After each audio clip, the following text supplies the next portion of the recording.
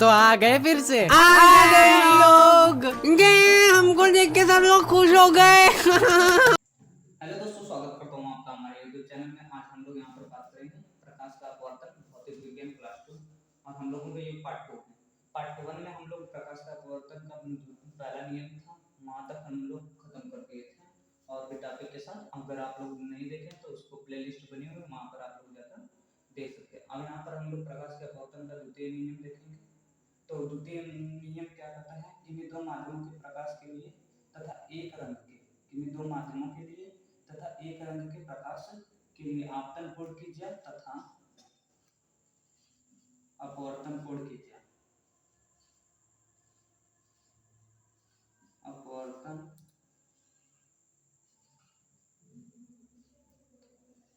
कोण कीजिए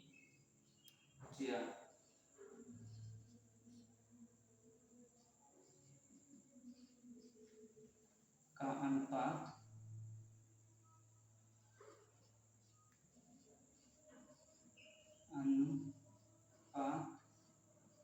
एक नियतांक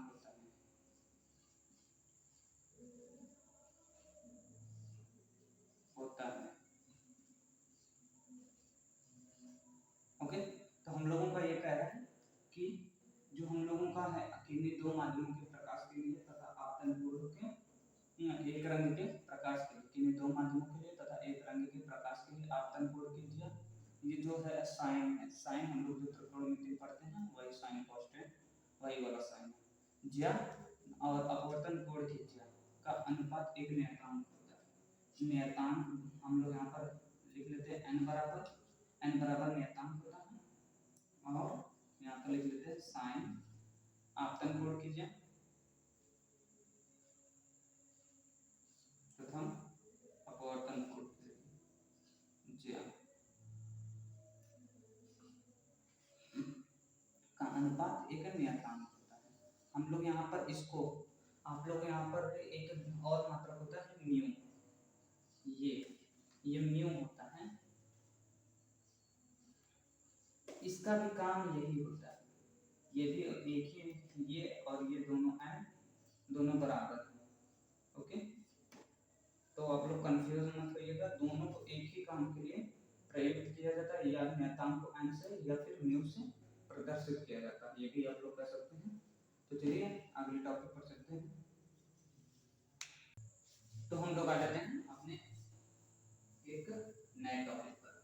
तो हम लोगों का नया टॉपिक है प्रकाश के अपवर्तन के कुछ व्यवहारिक उदाहरण हैं, या फिर इसको हम लोग देख लेते हैं कि एक ऐसा कंडीशन अप्लाई होता है कि जहाँ पर हम लोग प्रकाश का अपवर्तन को देख सकते हैं या फिर महसूस कर सकते हैं। तो हम लोग कहाँ पर देख सकते हैं प्रकाश के की अपवर्तन हो रहा है, ये हम लोग देखते हैं। हम लोग एक कांच का जार ले लेते हैं या फिर एक ग्लास ले लेते हैं कोई सी, और उसमें एक पेंसिल डाल देते हैं, पेन डाल देते हैं, पेंसिल डाल देते हैं, लकड़ी डाल देते हैं, कुछ भी डाल देते हैं। वहाँ पर फिर हम लोग देखते हैं कि वो मुड़ी हुई दिखाई देती है हम लोगों को। या फिर किसी एक तालाब में एक साफ सुथरा स्विमिंग पूल हो, उसमें एक सिक्का डाल देते हैं, तो उसकी जो गहराई होगी, स्विमिंग पूल हम लोग अगर जाते हैं कहीं स्विमिंग पूल में कभी, तो वहाँ पर देखते हैं कि स्विमिंग पूल देखने पर उतना गहरा नहीं दिखाई देता है हम लोगों को, लेकिन वो होता है काफी गहरा। ठीक है, इसका हम लोगों का प्रकाश का अपवर्तन के कारण ये सब होता है। तो यहाँ पर हम लोग चार टॉपिक लिख दिए, यहाँ पर हम लोग देख सकते हैं अपने कि प्रकाश का अपवर्तन हुआ। द्रव में असंत डूबी हुई असत असतः असतः मतलब सतह से थोड़ा ऊपर। ठीक है, द्रव में असतह डूबी हुई या मुड़ी हुई प्रदर्शित होना, डूबी हुई छड़ मुड़ी हुई प्रदर्शित होना। अब जब वैसे ही कि जैसे हम लोग एक ग्लास के जार में एक पेंसिल डाल देते हैं, वो मुड़ी हुई हमें प्रदर्शित होती है। दूसरा है द्रव में डूबा हुआ सिक्का ऊपर थोड़ा दिखाई देता है। आप लोग एक बाल्टी लीजिए, उसमें पानी डाल दीजिए, उसमें एक सिक्का डाल दीजिए, वो सिक्का अपने जो सतह होगा उससे लगेगा थोड़ा ऊपर। ठीक है, और तीसरा है रात्रि में तारों का टिमटिमाना। अगर आप लोग रातों में छत पर गए होंगे, तारों को देखो ना, तो वो टिमटिमाते ना रहते, तो यह कारण भी अपवर्तन का होता है। सूर्योदय के समय, जो सूर्योदय या सूर्यास्त के समय हमें लालिमा दिखाई देती है, या फिर उस समय के उसका कुछ समय पहले ही या फिर उस कुछ समय बाद भी सूर्य का दिखाई देना, इन सभी कारणों पर प्रकाश का अपवर्तन का नियम लागू होता है। ठीक है, हम लोग यहाँ पर ये 4 टॉपिक का स्क्रीनशॉट ले लीजिए आप। और तो यहाँ पर हम लोग देखते हैं अपवर्तनांक किसे कहते हैं, या फिर निरपेक्ष अपवर्तनांक। अपवर्तनांक और निरपेक्ष अपवर्तनांक में कोई अंतर नहीं है, कंफ्यूज मत होइएगा। ठीक है, निरपेक्ष अपवर्तनांक और अपवर्तनांक दोनों एक ही बात है। तो हम लोगों का अपवर्तनांक है जब प्रकाश का अपवर्तन वायु अथवा निर्वात से किसी अन्य माध्यम में होता है। हम लोगों का यहाँ पर है एक कांच ले लेते हैं, यहाँ से हम लोगों का जब यहाँ से कोई प्रकाश है, ये वायु, ये वायु, और यहाँ पर जब यहाँ पर जल ले लीजिए या कांच है, कांच ले लीजिए, पारा, कोई भी माध्यम ले लीजिए, जब इसका अपवर्तनांक किसी अन्य माध्यम के आपतन कोण की ज्या तथा अपवर्तन कोण की ज्या का अनुपात उस माध्यम का निरपेक्ष अपवर्तनांक कहलाता है। हम लोगों का वही वाला जो पहला वाला नियम था, दूसरा मतलब इस नियम का जो नियम था हम लोगों का वही वाला नियम। तो यहाँ पर हम लोगों को क्या हो जाएगा, ये है साइन n बराबर साइन i बराबर साइन r, ये हो जाएगा हम लोगों का इस नियम का जो निकला है। ठीक है, जब अपवर्तनांक या निरपेक्ष अपवर्तनांक किसे कहते हैं, जब प्रकाश का अपवर्तन वायु अथवा निर्वात से किसी अन्य माध्यम में होता है, जब किसी अन्य माध्यम में हो रहा है तो तब आपतन कोण की ज्या, जो आपतन कोण की ज्या और अपवर्तन कोण की ज्या का अनुपात एक नियतांक होता है, या निरपेक्ष उसी को अनुपात को एक हम लोग जो कहते हैं नियतांक कहते हैं, या निरपेक्ष अपवर्तनांक कहलाता है, उस माध्यम का निरपेक्ष अपवर्तनांक कहलाता है। ठीक है, और चलते हैं अगले टॉपिक पर, देखते हैं सापेक्ष अपवर्तनांक। हम लोग जब भी कोई चीज़ सापेक्ष लेंगे, किसी के सापेक्ष लेंगे, जैसे जल के सापेक्ष कांच का अपवर्तनांक, तो हम लोगों को इस प्रकार दिखाना होगा। जल के सापेक्ष ग्लास का अपवर्तनांक हम लोगों को इस प्रकार से कुछ दिखाना होगा। तो हम लोगों का जो होगा डिफिनेशन, यदि पहला माध्यम वायु या निर्वात के स्थान पर अन्य माध्यम हो, तो जब हम लोगों का कोई माध्यम होगा, जो पहला माध्यम होगा वो वायु या निर्वात के स्थान पर कोई के स्थान पर कुछ और होगा, वायु और निर्वात नहीं होगा। ठीक है, इसे माध्यम के सापेक्ष दूसरे माध्यम का अपवर्तनांक कहते हैं। मान लीजिए इसको पहले माध्यम यहाँ पर 1 कर देते हैं और यहाँ पर 2, ये जल नहीं है, 1 कर देते हैं, इसको कर देते हैं 2। तो ये पहले माध्यम के सापेक्ष दूसरे माध्यम का अपवर्तनांक, इसको कुछ इस प्रकार से हम लोग प्रदर्शित करेंगे। तो ये हम लोगों को सापेक्ष अपवर्तनांक की परिभाषा हो गई। ठीक है, हम लोग चलते हैं अब अगले टॉपिक पे। तो हम लोगों का अगला हेडिंग हो गया अपवर्तनांक की निर्भरता। अपवर्तनांक किन किन बातों पर निर्भर करता है, ये हम लोगों को जानना बहुत जरूरी है कि अपवर्तनांक किन किन बातों पर निर्भर करता है। तो हम लोगों का पहला पॉइंट है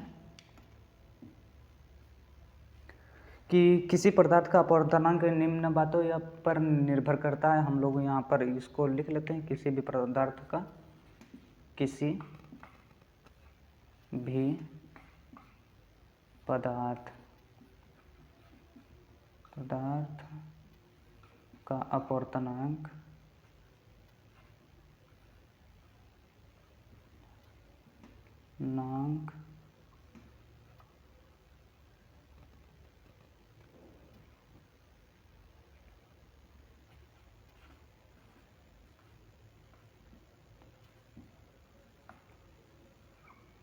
निम्न बातों पर निर्भर करता है। निम्न बातों पर निर्भर करता है। ठीक है, ये हम लोगों का हो गया पहला आइडिया। ठीक है, अब हम लोग चलते हैं ये किन किन बातों पर निर्भर करता है उसको जान लेते हैं। तो पदार्थ का जो अपवर्तनांक है जो उसकी प्रकृति है, पदार्थ की प्रकृति पर निर्भर करेगा। मतलब हम लोगों की जो मान लीजिए अपवर्तनांक जल है, सांद्र है तो अपवर्तनांक ज़्यादा होगा, या फिर सघन या विरल में हम लोग देखते हैं कि पदार्थ की मात्रा पर हम लोगों की जो पदार्थ की प्रकृति होती है उस पर निर्भर करता है। ठीक है, तो पदार्थ की प्रकाश का अपवर्तनांक पदार्थ की प्रकृति पर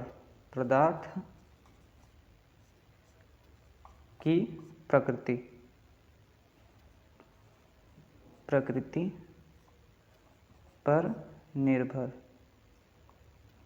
करता है। यह हम लोग यहाँ पर, और दूसरी पॉइंट हम लोग कर देते हैं जो होगा पदार्थ की भौतिक अवस्था पर, पदार्थ की भौतिक अवस्था पर हम लोगों का जो पदार्थ के अपवर्तनांक होगा उसकी भौतिक अवस्था पर भी बिंदु कि ठोस है कि द्रव है या फिर वहाँ पर वायु है। ठीक है, उस बात पर भी निर्भर करेगा। इसको हम लोगों को कंठस्थ कर लेना है। और तीसरी हेडिंग है हम लोगों का पदार्थ का ताप। ये बहुत ही इम्पोर्टेंट है, पदार्थ का ताप। हम लोग देखते हैं कि वायु हम लोग गर्मियों के समय में कि तारे अधिक टिमटिमाई देते हैं हम लोगों को, क्योंकि सर्दियों में तो हम लोगों को दिखते नहीं हैं। वो जो गर्मियों के मौसम में तारे टिमटिमाते हुए हम लोगों को प्रतीत होता है, क्योंकि नीचे का हम लोगों का वायुमंडल होता है वो ठंडा होता है, ऊपर वाला ज़्यादा ठंडा होता है, नीचे वाला थोड़ा गर्म होता है। ठीक है, जब अपवर्तनांक बदलता है उसके वायु के सांद्रता जैसे ही बदलती हैं तो वहाँ पर ताप का भी एक खेल होता है। ऊपर का ताप कम होता है, नीचे का ताप ज़्यादा होता है। तो अब सघन माध्यम से विरल माध्यम में आ रही हैं या विरल माध्यम से सघन माध्यम में जा रही हैं तो ताप का जो खेल होता है वहाँ पर निर्भर करता है। ठीक है, और हम लोगों का चौथा पॉइंट होगा प्रयोग किए जाने वाले प्रकाश के रंग पर। मान लीजिए हम लोग लाल तरंगदैर्घ्य भेज रहे हैं तो उसका अपवर्तनांक किसी माध्यम के अपेक्षा अलग होगा, या फिर हरे रंग का। अलग अलग रंग के लिए प्रकाश का माध्यम में अलग अलग चाल होती है, ये आप लोगों को पता होगा। ठीक है, तो उसको हम लोग कर देते हैं प्रयोगों के आधार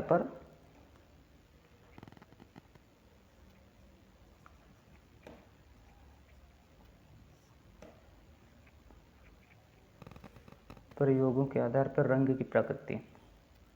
प्रयोगों के आधार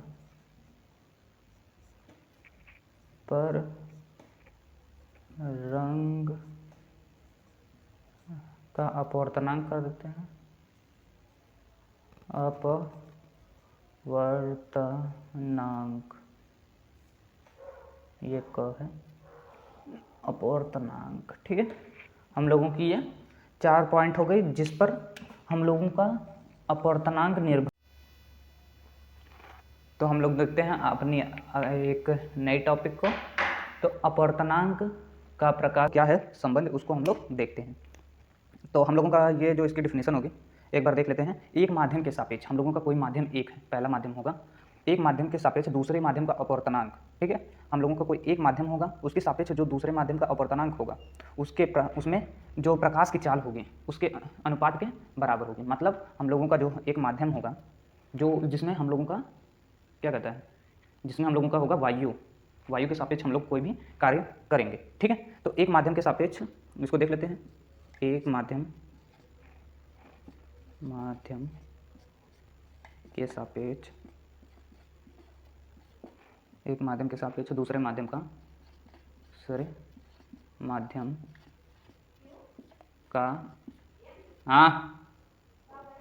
कुछ हो ना दूसरे एक माध्यम के सापेक्ष दूसरे माध्यम का अपवर्तनांक।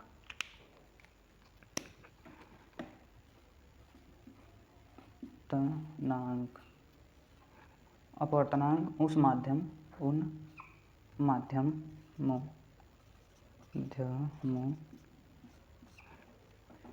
में प्रकाश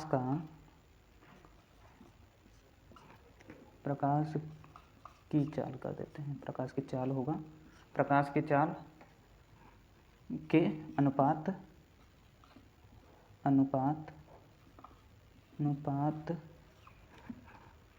के बराबर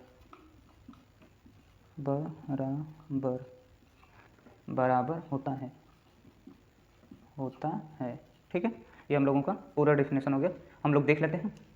हम लोग एक माध्यम के सापेक्ष दूसरे माध्यम का अपवर्तनांक उस माध्यमों में प्रकाश की चाल के अनुपात के बराबर होता है। इसका कहने का मतलब यह है, हम लोगों का एक माध्यम है जो एयर है और एक माध्यम है जो ग्लास है। ठीक है, उसके माध्यम के अपवर्तनांक हम लोगों को देखते हैं। वायु, यहाँ वायु है, वायु में प्रकाश की चाल, वायु में प्रकाश की चाल बटा होगा कांच का, कांच में प्रकाश की चाल,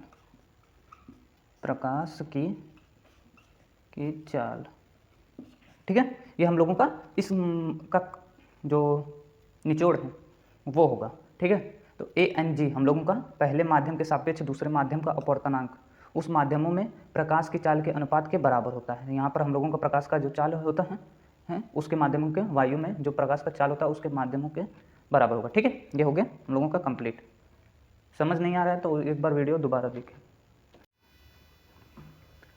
तो हम लोग देखते हैं अगली हेडिंग, नई टॉपिक। तो प्रकाश की उत्क्रमणीयता क्या होती है, मतलब कोई भी सीधी चीज़ जा रही है उसी का उल्टा हम लोगों को क्या दिख रहा है। ठीक है, उत्क्रमणीयता का मतलब उल्टा कह सकते हैं हम लोग, ये होता है। ठीक है, हम लोग रिवर्स मोशन में उल्टा, यहाँ पर हम लोग एक जार ले लेते हैं। मान लीजिए ये हम लोगों का एक कांच का जार है, यहाँ पर हम लोग एक प्रकाश की किरण है, इसको थोड़ा छोटा कर लेते हैं हम लोग, एक प्रकाश की किरण भेजते हैं। ठीक है, तो हम लोग यहाँ पर इसमें एक जल, मान लीजिए जल भरा हुआ है, यहाँ पर हम लोग प्रकाश की चाल, प्रकाश की किरण भेज रहे हैं और हम लोगों का ये क्या होगा, ऐसे जाने के बजाय ये थोड़ा सा अपने अभिलंब की ओर झुक जाएगा। ठीक है, तो ये हम लोगों का ये कुछ आएगा और ये अलग अलग, मतलब ये अपना अपवर्तनांक वो वाला रेखा रहने दे रहा हूँ, मिटा दे रहा हूँ मैं, आप लोग समझ जाइएगा कि ये अपवर्तन हुआ है। ठीक है, अब हम लोग यहाँ पर क्या कर रहे हैं, ये जहाँ पर ये है, जहाँ पर ये किरण आ रही है अपवर्तन के पश्चात, जहाँ पर ये किरण आ रही है वहाँ पर हम लोग एक दर्पण रख देते हैं। अब दर्पण रखने के बाद क्या होता है, ये देखिए, अब यहाँ से उत्क्रमणीयता का सिद्धांत शुरू होता है। यहाँ से हम लोग जब भेजें किरण तो ये अभिलंब है, लंब है। ठीक है, कंफ्यूज मत होइएगा वो क्या है, ये इसको मिटा के मैं ब्लैक से कर देता हूँ। ठीक है, ये अभिलंब है और यहाँ पर जब अपवर्तन हुआ, जैसे यहाँ पर हम लोग अब यहाँ पर दर्पण लगा दिए हैं, तो यही प्रकाश इस माध्यम से जब निकलेगी तो ये अभिलंब से दूर होगी। ठीक है, क्योंकि विरल माध्यम से जब सघन माध्यम में जाता है तो अभिलंब की ओर झुकता है। अगर जब हम लोगों का यही उल्टा हो जाता है तो वो अपने अभिलंब से दूर हो जाता है। तो ये नियम का पालन कर रहा है, अर्थात यही प्रकाश की उत्क्रमणीयता है। प्रकाश के अपवर्तन का उल्टा ही प्रकाश की उत्क्रमणीयता है। बस यही चीज़ आप लोगों को समझनी है। ठीक है, तो ये हम लोगों को, आप लोग इसका डिफिनीशन बना लीजिएगा। ये हम लोग इसको कॉन्सेप्ट को बहुत ही अच्छे तरीके से समझ चुके हैं। आते हैं गोलीय लेंसों द्वारा अपवर्तन। इस टॉपिक को हम लोग पार्ट 3 में पूरा करेंगे। गोलीय दर्पण द्वारा तल और अवतल दोनों ही एक ही साथ कर देंगे, इसलिए वीडियो को देखिएगा ज़रूर। ठीक है, गोलीय लेंसों द्वारा अपवर्तन हम लोग कंप्लीट कर देंगे पार्ट